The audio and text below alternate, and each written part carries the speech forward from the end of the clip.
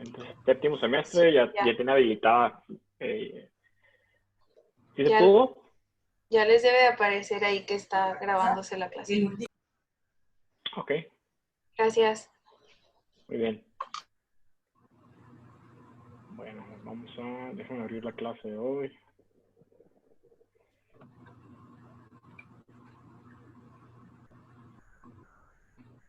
Vamos a ver.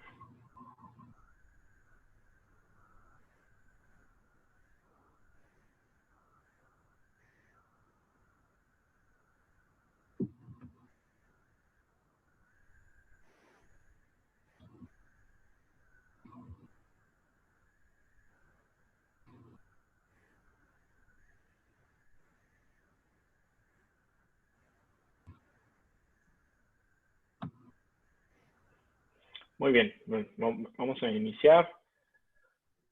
Pues buenas tardes a todos. Hay 39 alumnos conectados. Creo que es la misma cantidad de alumnos que estuvieron en el día de ayer en más o menos la introducción al curso. Pues hoy vamos a ver la primera clase.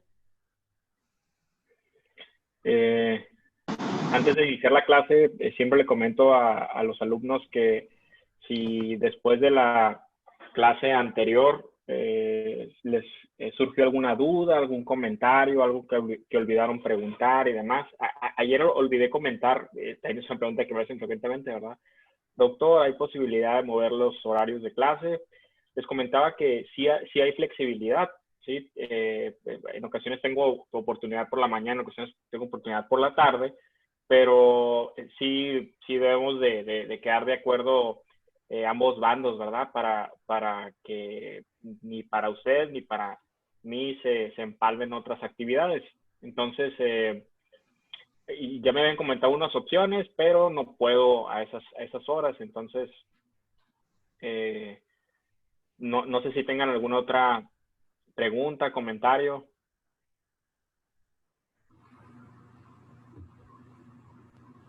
Bueno, si no, pues vamos a empezar.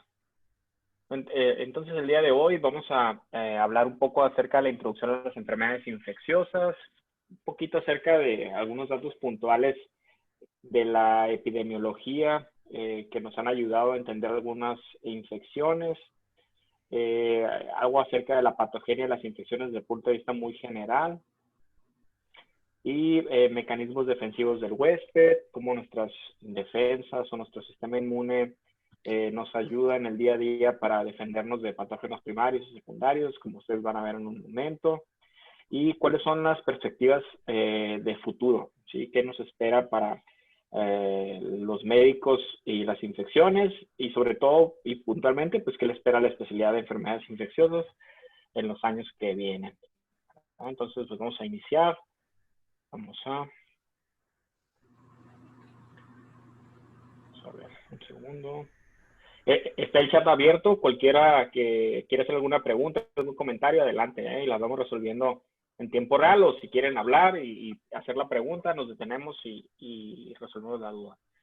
Vamos a compartir pantalla. Más.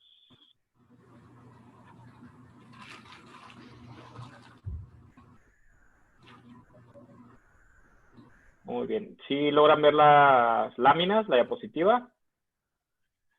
Sí. Sí. ¿Sí? Ok.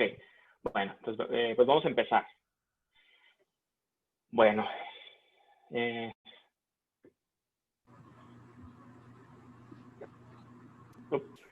a ver, listo. Bueno, esta lámina es una campaña del programa de optimización para el uso de antibióticos que están llevando los españoles. Ayer les platicaba que en España desafortunadamente no cuentan con la especialidad oficial de infectología. Habitualmente son internistas y microbiólogos clínicos los que llevan la batuta en la investigación, la ciencia básica y el tratamiento de los pacientes. Pero irónicamente gran parte del mundo consume su información para tratar a los pacientes fuera de las fronteras de los españoles. Entonces, aquí tuve oportunidad de trabajar en una campaña para tratar de concientizar en el uso adecuado de los antibióticos y el Ministerio de Sanidad de España nos regaló literal estas láminas, estos pósters con una animación muy padre, y esto es lo que ellos están haciendo para la prevención de algunas infecciones resistentes, que como vamos a ver más adelante, es una de las cosas que nos deparan el futuro de las enfermedades infecciosas. Bueno, como preámbulo, sírvase de eso, vamos hacia adelante. ¿Qué es lo que vamos a ver ahorita en la charla? ¿Qué vamos a discutir? Vamos a ver el concepto de la especialidad, como tal la materia de infectología, cuáles han sido las modificaciones en la epidemiología y cuáles han sido los cambios que estas modificaciones han generado, sobre todo en la esperanza de vida y en nuestra vida social como tal. Cuáles son los mecanismos de respuesta ante una infección, cuál debería de ser la actitud ante un paciente con una infección de entrada. Si llega un paciente con una sospecha de infección o llega un paciente con X problema y sospechamos una infección, bueno, ¿qué es lo mínimo y indispensable que debemos de hacer en nuestra anamnesis y exploración física? Y vamos a escuchar un poquito acerca de mis perspectivas del futuro de la especialidad infecciosa y de algunos de ustedes que deseen participar. Bueno, entonces como tal, pues la infectología o enfermedades infecciosas es la especialidad. Un segundo.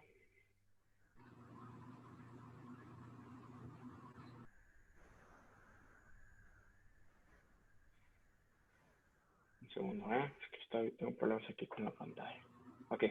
Es la parte de la medicina que se ocupa del estudio, diagnóstico clínico, prevención y tratamiento de las enfermedades producidas por microorganismos. Aquí no quiero sonar redundante a lo que platicamos el día de ayer, pero pues, la infectología de forma puntual es que si tiene una infección, pues el infectólogo lo debería de ver y lo debería de ver de forma integral y dirigida y sobre todo puntual, ¿verdad? La cuestión con la infectología es que es una especialidad que difiere de la medicina interna en el sentido de que son enfermedades totalmente prevenibles y sobre todo enfermedades tratables y la gran mayoría de ellas con un contexto de curación, ¿verdad? A largo plazo y pocas secuelas si hay un tratamiento de un diagnóstico y un tratamiento oportuno. Entonces, en general, pues la infectología se encarga de ver esto, ¿verdad? Porque a veces se preguntan o me preguntan, oye, doctor, ¿y usted es lo mismo infectología que epidemiología o es lo mismo infectología que medicina interna o es lo mismo infectología que microbiología clínica? No, infectología tiene un poco de todo eso, ¿verdad? Entonces, es importante que también tengan conocimiento que infectología conlleva más que el mero estudio nosológico de temas de infecciones. Hay que ver muchas perspectivas. Alguna vez en una charla comentaba un doctor, el doctor Juan Sierra, que es el jefe de infectología del Hospital de Nutrición, que no puedes ser infectólogo si no eres activista, ¿verdad? Entonces tienes que estar muy en pro de la equidad social, ¿verdad? Porque si vemos muchas infecciones contrastan mucho con la sociedad donde vivimos. Como anécdota, también les platico que tengo una compañera que viene de otro estado, que es Guanajuato, y cuando llegó acá a Hermosillo y pasó visita en el hospital, pues vemos pacientes con coccidiomicosis, tuberculosis, rickettsiosis, VIH, SIDA, influenza, etcétera, ¿no? Y la doctora comentaba a modo de broma que teníamos una epidemiología muy similar a la epidemiología que se ve en África, ¿verdad? En África, en el cinturón de las meningitis, ahí hay mucha meningitis aquí en Hermosillo, ¿qué está pasando? Hay mucha tuberculosis aquí en Hermosillo, ¿qué está pasando? Y es algo que me llamó mucho la atención porque realmente nunca lo había visto de esa manera, ¿verdad? O sea, como que los vamos mudando a ciertas ciudades donde desarrollamos nuestra práctica clínica o donde aprendemos ciertas cosas y nunca vemos el contexto desde atrás, ¿verdad? Aquí en Sonora tenemos un estado que tiene un ingreso pues bastante elevado comparado con otros estados, o sea, una economía muy fluida, pero a pesar de eso tenemos enfermedades que nos dicen que no necesariamente todo es color de rosa, ¿verdad? ¿Por qué? Porque algunas infecciones resurgen o repuntan cuando hay mucha desorganización y desestabilización social, ¿verdad? La riqueza es una enfermedad vectorial, ¿verdad? Entonces, ¿por qué hay riqueza si hay una ciudad pues rica, ¿no? Entonces, está raro, ¿no? Porque hay tuberculosis y es una enfermedad prevenible con vacunas y adecuada nutrición y una adecuada vivienda. Bueno, pues entonces eso nos da pie a pensar de que hay ciertos factores que a lo mejor ya omitimos en la historia clínica de nuestros pacientes, pero que sirven para ver bien dónde estamos parados, ¿no? Hay pacientes que, por ejemplo, ahorita con el COVID-19, damos de alta a los pacientes y preguntamos, pues, ¿con quién vive usted? No, pues vivo con 10 personas en la casa y nada, tenemos 2 cuartos, una recámara y la sala, y en la sala está la cocina, y pues yo me puedo quedar afuera en el patio, ahí pongo una hamaca o una camita, y esa es la realidad, ¿verdad? Entonces uno quisiera que se fuera a una casa con un cuarto individual, baño individual y demás, pero bueno, vale la pena comentar que como infectólogos, pues nos enfrentamos un poquito a eso. Deme un segundo, deme un segundo.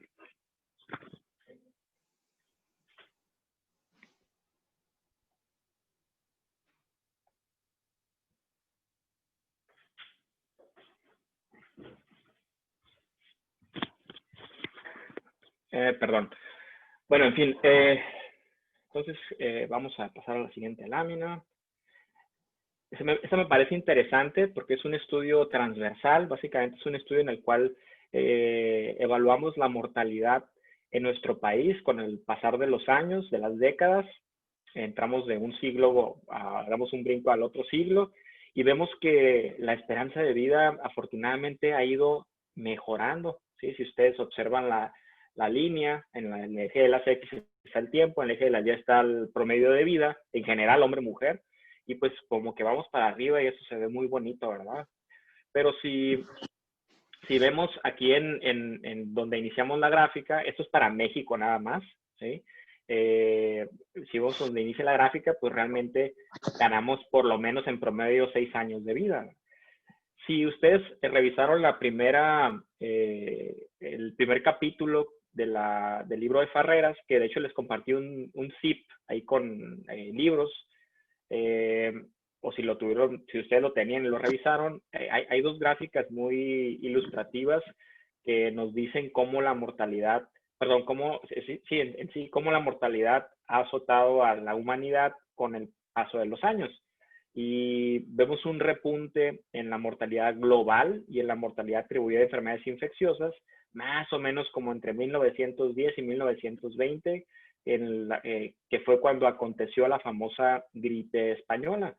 Después, más o menos de los 50, de los 60 para arriba, cuando se acabó la Segunda Guerra Mundial, pues comenzamos a ganar rápidamente años de vida saludables, pero últimamente pues tenemos años de vida que no necesariamente se reflejan en calidad de vida, tenemos años de vida que habitualmente se comparten con alguna secuela o alguna enfermedad crónica que pues deja mucho que desear para los años que, si lo contrastamos con los años que son muchos, si hablamos en tiempo, un año es mucho tiempo, que hemos ganado pues como especie, ¿verdad? Entonces, gran parte de esta ganancia en la esperanza de vida es porque hemos aprendido a manejar y a prevenir las enfermedades infecciosas. Con los antibióticos, cuando comenzaron a desarrollarse en los 40, en los 50 y a implementarse de forma masiva en los 50, 60, pues se curaron muchísimos pacientes, ¿verdad? Dicen que la penicilina salvó más pacientes que los mismos soldados en la Segunda Guerra Mundial. Muchos soldados venían y después de haber sido atacados y lesionados con bayonetas, pues les ponían penicilina en vez de morfina y los pacientes se curaban, ¿no? Entonces, mejoró ahí el promedio de la edad en la cual pues vivían estos soldados y de ahí en adelante pues toda la sociedad se comenzó a beneficiar de este tipo de cambios. Por otro lado, también viene el advenimiento de las vacunas. Entonces las vacunas también son un parteaguas para esta grande y también se hubiese mermado en el tiempo. Y por otro lado, una cosa, bueno, ¿Sí se escucha? Sí, sí se escucha. Sí. Sí. ¿Sí? Ok. Pero y por otro lado, pues también la cuestión del saneamiento básico, ¿sí? Las medidas de higiene y limpieza en los hogares, el uso de los sistemas de drenaje, el agua potable, el uso de lejía o cloro para mejorar la calidad y la limpieza del agua que tomamos, el agua purificada y demás, eso también ha impactado de manera muy importante en la sobrevida, sobre todo de los niños, ¿verdad? Porque antes nuestra esperanza de vida se limitaba mucho, o el promedio bajaba mucho, o la media bajaba mucho, porque la mortalidad de menores de 5 años era impresionantemente alta, ¿verdad? Si lo piensan, realmente si han tenido experiencias en sus rotaciones con una defunción en un menor de 5 años de edad, es una tragedia, ¿verdad? Dicen que todas las muertes son trágicas, pero las muertes más trágicas son las muertes de los infantes. Entonces, pues gracias a el entendimiento de la bacteriología, la virología, los antibióticos y demás, pues hemos ganado esperanza de vida. Esta ya es una tabla en la cual vemos conforme pasan los años cómo han ido cambiando las enfermedades que pues, predominan en la proporción de mortalidad global aquí en nuestro país. Y si vemos, miren, en el año 1922, neumonía, diarrea, fiebre, tosferina y viruela, puras infecciones, ¿verdad? Si lo contrastamos con tiempos actuales, tenemos diabetes, enfermedades isquémicas del corazón, tumores malignos, accidentes, enfermedades del hígado. Entonces, es importante ver esta gran línea, ¿verdad? Que como conforme han pasado los años, algunas infecciones se han ido quitando de los puntos de inflexión, al menos de que predominan en nuestra epidemiología nacional. Sin embargo, como vamos a ver al final, en las perspectivas a futuro, vamos a ver que estas enfermedades ya llevan sumadas algunas complicaciones que se traducen y vemos en infecciones graves que muchas veces terminan con la vida de los pacientes.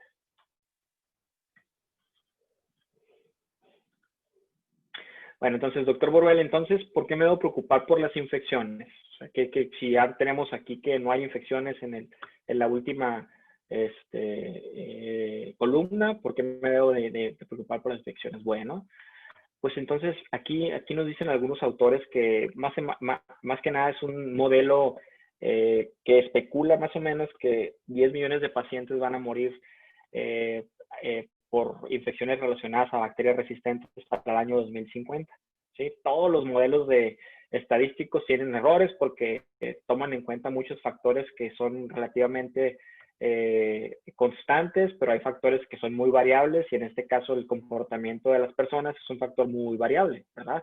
Aquí con COVID-19, por ejemplo, sabemos mucho de virología, inmunología y demás, pero lo que no podemos controlar y predecir es cómo van a responder las personas.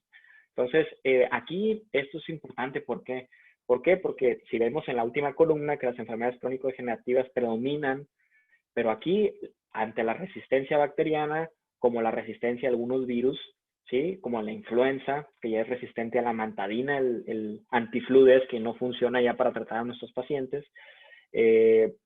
Recientemente está siendo elevada la proporción de virus de influenza resistente a oseltamivir, que es lo que utilizamos de manera empírica en la mayor parte de nuestros pacientes en temporadas de influenza. La Escherichia coli BLE, que es una Escherichia coli que produce una sustancia llamada beta-lactamasas de espectro extendido, que hidrolizan básicamente los anillos beta-lactámicos e inactivan la función del antibiótico para el cual fue diseñado. Y estos son condicionantes de hasta el 85% de las infecciones de las vías urinarias. Es común que vayan a ver pacientes y traigan un antibiograma y todo sea resistente, ¿verdad?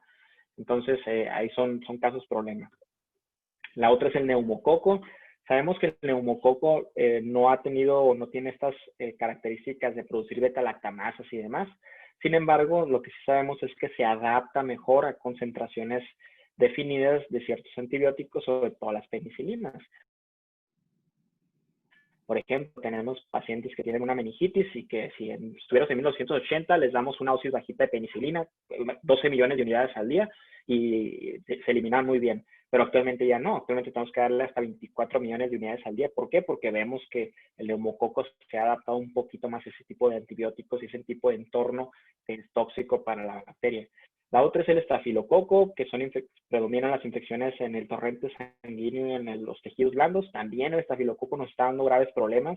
Si ustedes ven, el estafilococo es un problema que aquí en nuestro país no suena mucho, ¿eh? O sea, no es como que, tuvo estafilococo y demás. No se escucha mucho, porque son pocos casos, pero son casos difíciles de diagnosticar o se le atribuye poca causalidad como tal a la bacteria. Pero si ustedes ponen en inglés Staphylococcus aureus en the United States, en Estados Unidos, van a ver que hay muchos artículos del New York Times, de Guardian, del Washington Post, etcétera, que hablan de casos muy dramáticos o brotes comunitarios de infecciones estafilocócicas por bacterias muy agresivas. Y por último, algo que predomina aquí en la localidad, que es la tuberculosis, ¿verdad? Aquí tenemos muchísima tuberculosis y desafortunadamente la tuberculosis ya se está tornando resistente. El problema que tiene con su contraparte, que sería, por ejemplo, la Escherichia coli, es de que tenemos muy pocos tratamientos para estos pacientes y los tratamientos que tenemos son muy largos y son muy tóxicos. Entonces, básicamente aquí en algunas ocasiones sale más caro el remedio que la enfermedad, como dice el dicho, ¿verdad? Entonces, esto es importante que ustedes sepan como estudiantes, ¿verdad? El doctor nos comentó que si bien ahorita no hay predominio de la mortalidad por infecciones, viene mucho la resistencia en los microorganismos, virus, bacterias, hongos, parásitos, para el futuro. Entonces, eso va a ser un reto, sobre todo si no tengo cómo tratar a estos pacientes. Otra cosa importante, pues, es la vacunación. Conforme avanzamos en la vacuna, pues ahorita, por ejemplo, COVID-19, fase 3 en la vacuna Moderna, que ustedes han escuchado y han seguido en las redes sociales o en las revistas científicas.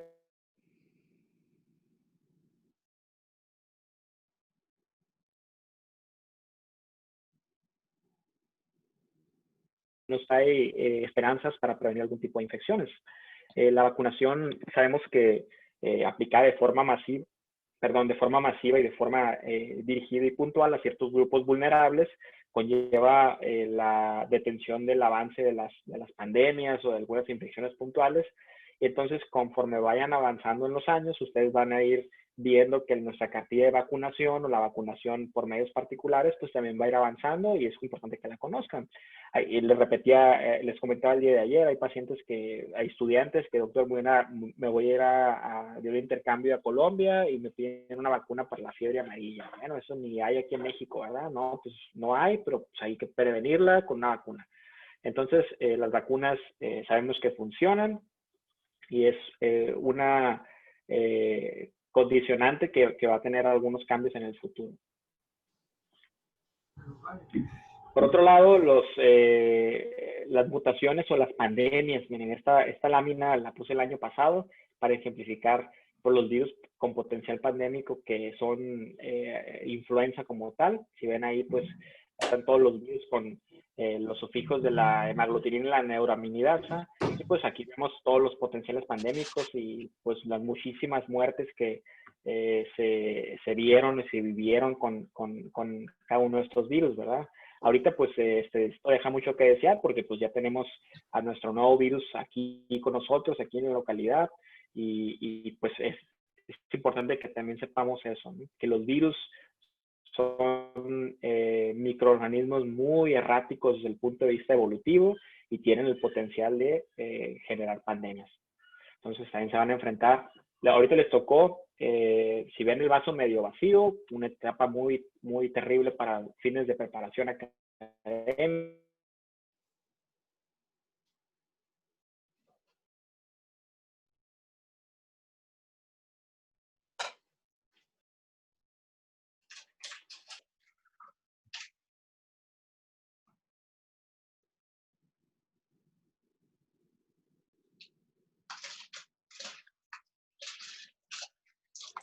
Iliana, tienes el micrófono prendido, ¿eh?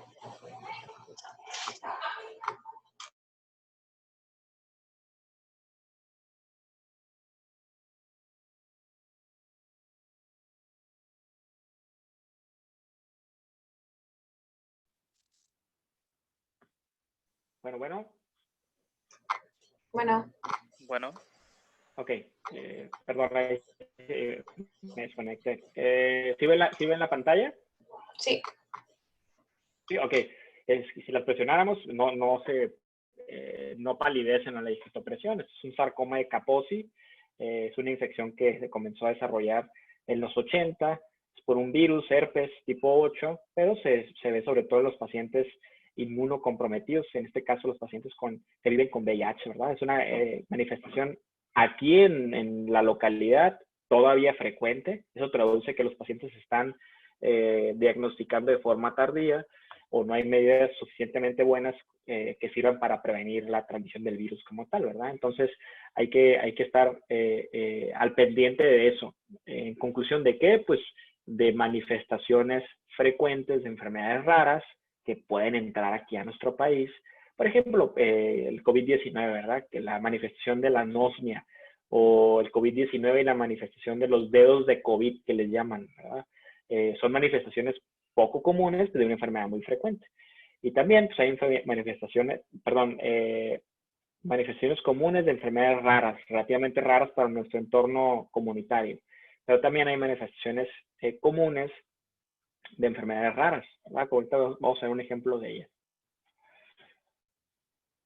Este es otro de los casos que ha repuntado en cuanto a las infecciones a nivel mundial. La famosa este es el reporte original que se publicó en los 80s en los Estados Unidos, en el área de California y en el suroeste de los Estados Unidos.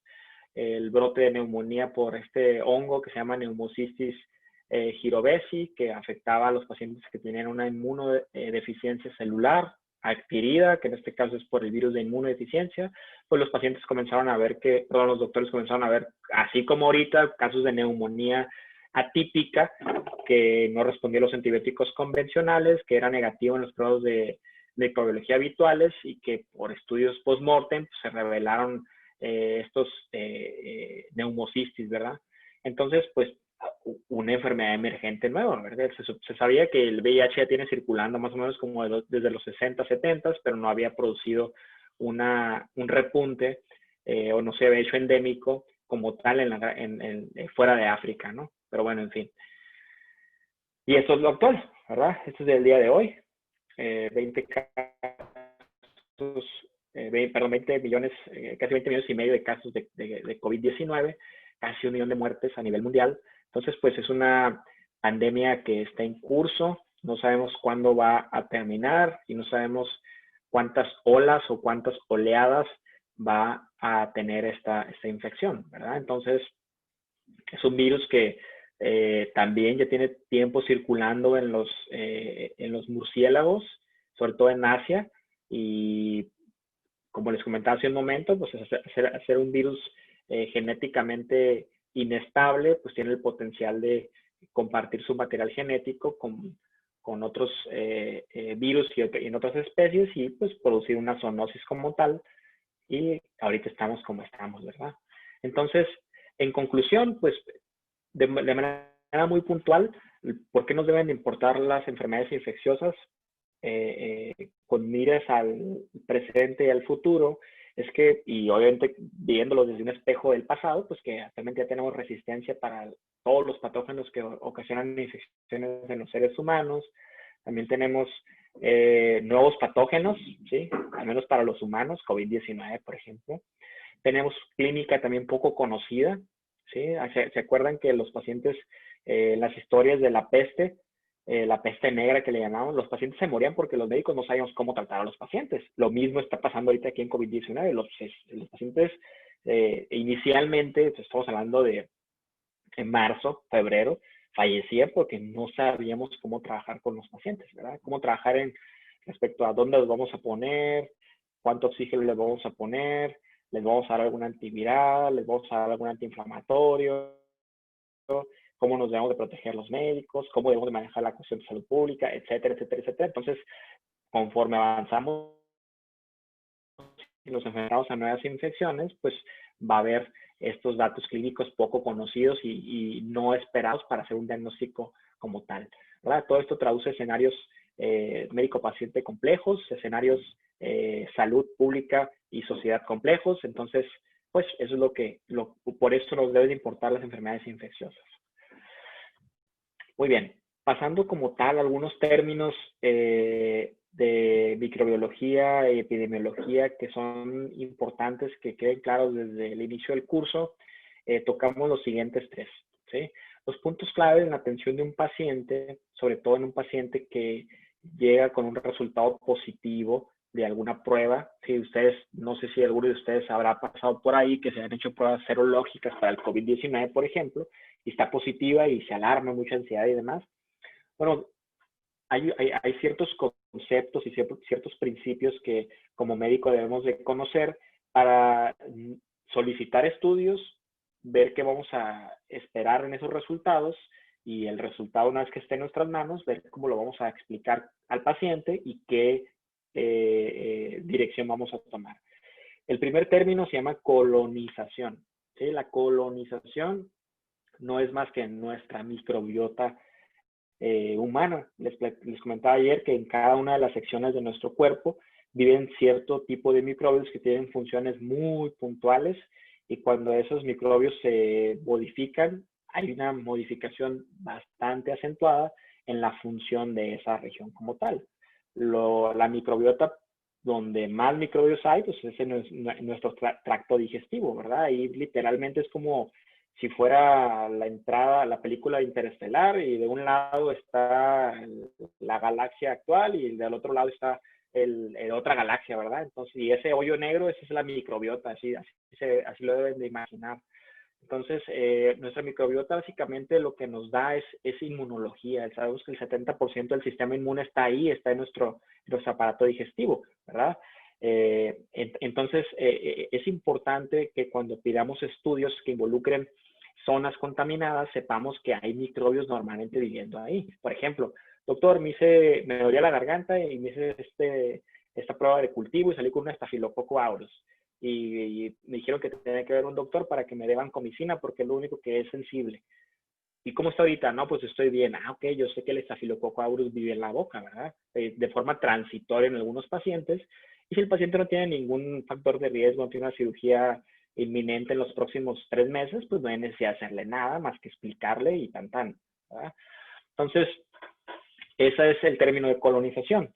El término de infección, mi maestro de inmunología nos decía que son nuestros pecados inmunológicos. ¿Por qué? Porque nos dejan una cicatriz en el sistema inmune que perdura la mayor parte de las veces y con los aparatos actuales para detectar anticuerpos durante toda nuestra vida, ¿verdad? Entonces, si nos sacan sangre y nos buscan anticuerpos para, no sé, sarampión, por ejemplo, a los pacientes que nacieron en 1940, 1950, pues probablemente estén positivos, ¿verdad? Entonces, eso no quiere decir que tengan sarampión actualmente, pero eso es una cicatriz en su sistema inmune que traduce que se infectó en algún momento con X patógeno. Y por último, tenemos las enfermedades infecciosas como tal. Las enfermedades infecciosas como tal es una infección que traduce signos y síntomas y aparte tiene inmunología positiva, ¿sí? A eso le llamamos enfermedad infecciosa. Entonces, en resumen, tenemos tres términos acá, o tres principios en inmunología: colonización, infección y enfermedad infecciosa. Si ven a su extrema derecha, tenemos aquí donde dice inmunología, inmunología, inmunología, y aquí dice clínica. Cuando tenemos un paciente colonizado, no tenemos activación inmunológica, o sea, no tenemos memoria inmunológica o cicatriz inmunológica. ¿Por qué? Porque aquí estamos viendo que es un comensalismo. Yo, sistema inmune, no te hago nada y no reacciono ante ti, pero tú ayúdame a producir vitamina K, por ejemplo, ¿verdad? En el colon, algunas bacterias. ¿Okay? Entonces, pues el paciente, el microbio va a producir vitamina K, yo no voy a producir anticuerpos contra el microbio, no lo voy a poder detectar en el laboratorio, pero también mi paciente no va a desarrollar ningún síndrome clínico que le perjudique, ¿verdad? Esa es la colonización. La infección, ahí sí, tengo una inmunología positiva, o sea, ahí sí mi sistema inmune dice, ¿sabes qué? Pues me voy a proteger de ti para que no